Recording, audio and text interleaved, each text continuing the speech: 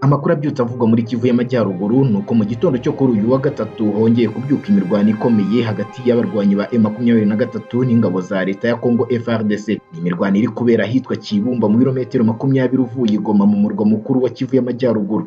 Abanyamakuru bari hafi y'ahari kubera imirwano baravuga ko impande zombi ziri kugerageza kwigarurira aka gace ka Kibumba kugira ngo bizere neza uza kugenzura umujyi wa Goma bidasubirwaho mu masaha ari imbere.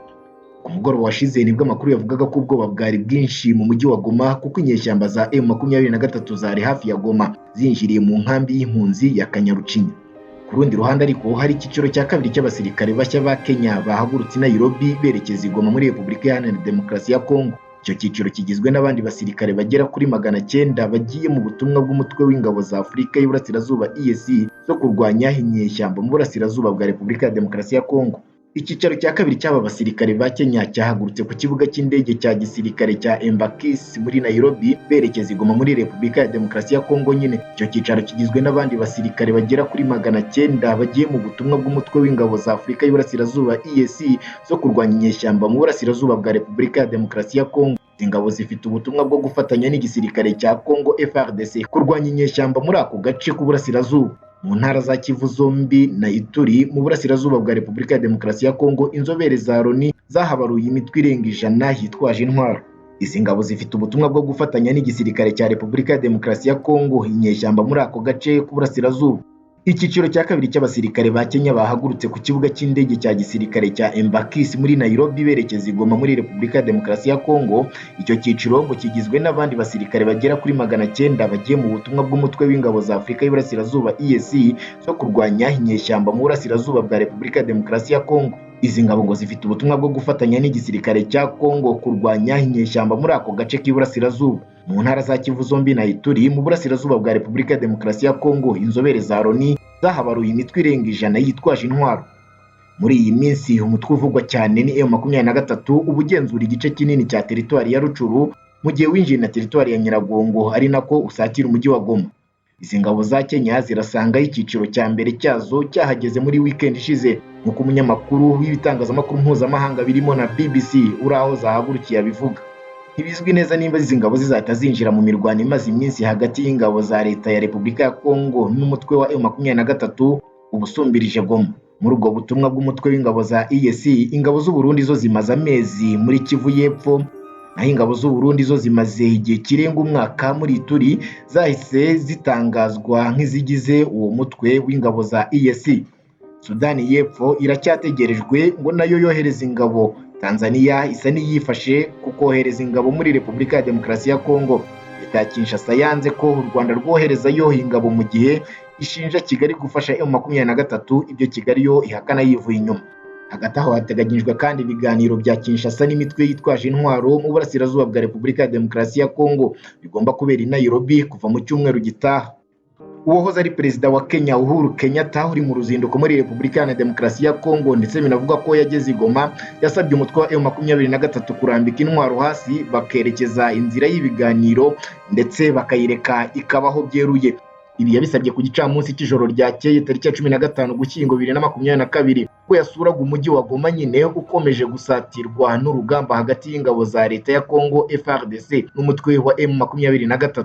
Mu kiganiro yahaye itangazamakuru nyuma yo gusura abaturage bavanywe mu byabo n'intambara irimbanije mu burasirazuba bwa Kongo, Uhuru Kenyatta yavuze ko yabonye ibihumbi by'abagore n'abana bahunze bari mu nkambi ya Kanyarucinya mu majyaruguru ya Goma. Uhuru Kenyatta ashimangiye ko nubwo hari ibibazo bitumvwa kimwe n'intambara ikwiye guhagarara. Yagize ati, nabonye abana, abagore n'abasaza bavuye mu byabo mu gihugu cyabo. Nubwo hari ibibazo ukutumvikana, reka duhagarike intambara. Aba bana, abagore n'abasaza barimo bagirwaho ingaruka nayo. Hari n'ibihumbi by'abantu bavuye mu byabo, nabibonye kandi namwe mwabyiboneye. Aha niho Uhuru Kenyatta yahereye asaba ko umutwe wa M23 wahagarika imirwano mbere y'uko ibiganiro n'imitwe yitwaje intwaro na leta ya Kongo biba. Ati, reka duhagarike intambara noneho ibiganiro bibi. Uhuru Kenyatta wahoze ari perezida wa Kenya yageze i Goma nyuma y'iminsi 2 yari amaze i Kinshasa, aho yagiranye ibiganiro na perezida Felix Tshisekedi Chilombo bigamije kugarura amahoro mu burasirazuba bwa Kongo.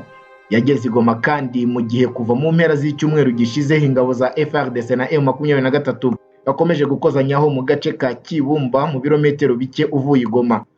Ni imirwano yatumye abaturage benshi bakomeje kuva mu byabo ndetse bamwe bakaba barahungiye no mu Rwanda kubera gutinya amasasu n'urusaku rw'imbunda. Ubwo yari Kinshasa nabwo yasabye imitwe yitwaje intwaro guhagarika intambara, aho yavuze ko nta keza k'amasasu n'urusaku rw'imbunda. Uhuru Kenyatta akaba ari muri Repubulika ya Demokarasi ya Kongo mu butumwa bw'umuryango wa Afurika y'Iburasirazuba EAC bugamije gushakira amahoro akarere. Ibiganiro n'imitwe yitwaje intwaro ikorera mu burasirazuba bwa Kongo na leta biteganijwe kuba mu cyumweru gitaha i Nairobi muri Kenya, gusa ubuyobozi bwa Kongo buvuga ko nta biganiro bizaba mu gihe M23 itararekura uduce twose yafashe. Ni mu gihe nayo ivuga ko nta gahunda yo gusubira inyuma kandi yarabwiwe ko nta ntangiriro bazagirana nayo. Ni mu gihe nayo ivuga ko nta gahunda yo gusubira inyuma kandi yarabwiwe ko nta biganiro bazagirana nayo. Leta ya Kongo ishinja u Rwanda gutera inkunga M23, gusa ibi birego u Rwanda rwagiye rubitera utwatsi uko bwije n'uko bukeye. Uhuru Kenyatta wahoze ari perezida wa Kenya yageze i Goma nyuma y'iminsi 2 yari amaze i Kinshasa, aho yagiranye ibiganiro na Perezida Felix Tshisekedi Chilombo bigamije kugarura amahoro mu burasirazuba bwa Kongo. Yageze i Goma kandi mu gihe kuva mu mpera z'icyumweru gishize ingabo za Fardc na M23 bakomeje gukozanyaho mu gace ka Kibumba mu birometero bike uvuye i Goma. Ibiganiro n'imitwe yitwaje intwaro ikorera mu burasirazuba bwa Kongo na leta biteganijwe kuba mu cyumweru gitaha i Nairobi muri Kenya, gusa ubuyobozi bwa Kongo buvuga ko nta biganiro bizaba mu gihe M23 itararekura uduce twose yafashe. Ni mu gihe nayo ivuga ko nta gahunda yo gusubira inyuma kandi yarabwiwe ko nta ntangiriro bazagirana nayo. Imirwano ikomeye hagati y'abarwanyi ba M23 n'ingabo za leta ya Kongo Fardc. Ni imirwano iri kubera ahitwa Kibumba mu birometero 20 uvuye i Goma mu murwa mukuru wa Kivu y'Amajyaruguru. Abanyamakuru bari hafi y'ahari kubera imirwano baravuga ko impande zombi ziri kugerageza kwigarurira aka gace ka Kibumba kugira ngo bizere neza uza kugenzura umujyi wa Goma bidasubirwaho mu masaha ari imbere. Ku mugoroba washize nibwo amakuru yavugaga ko ubwoba bwari bwinshi mu mujyi wa Goma kuko inyeshyamba za M23 zari hafi ya Goma zinjiriye mu nkambi y'impunzi ya Kanyarucinya. Ku rundi ruhande ariko hari icyiciro cya kabiri cy'abasirikare bashya ba Kenya bahagurutse i Nairobi berekeza i Goma muri Repubulika Iharanira Demokarasi ya Kongo. Icyo cyiciro kigizwe n'abandi basirikare bagera kuri 900 bagiye mu butumwa bw'umutwe w'ingabo za Afurika y'Iburasirazuba EAC zo kurwanya inyeshyamba mu burasirazuba bwa Repubulika ya Demokarasi ya Kongo. Icyicaro cya kabiri cy'aba basirikare ba Kenya cyahagurutse ku kibuga cy'indege cya gisirikare cya Embakasi muri Nairobi berekeza i Goma muri Repubulika ya Demokarasi ya Kongo nyine. Icyo cyicaro kigizwe n'abandi basirikare bagera kuri 900 bagiye mu butumwa bw'umutwe w'ingabo za Afurika y'Iburasirazuba EAC zo kurwanya inyeshyamba mu burasirazuba bwa Repubulika ya Demokarasi ya Kongo. Ingabo zifite ubutumwa bwo gufatanya n'igisirikare cya Kongo FARDC kurwanya inyeshyamba muri ako gace k'uburasirazuba. Mu ntara za Kivu zombi na Ituri mu burasirazuba bwa Repubulika ya Demokarasi ya Kongo, inzobere za Loni zahabaruye imitwe irenga 100 yitwaje intwaro. Izi ngabo zifite ubutumwa bwo gufatanya n'igisirikare cya Repubulika ya Demokarasi ya Kongo inyeshyamba muri ako gace k'uburasirazuba. Gumana na TSG Online TV nkwibutsa gukora subscribe ndetse na comment aho hasi kugira ngo amakuru n'ibiganiro tugutegurira bijye bikugeraho ku gihe. Reka twongere mu bindi biganiro bikurikira.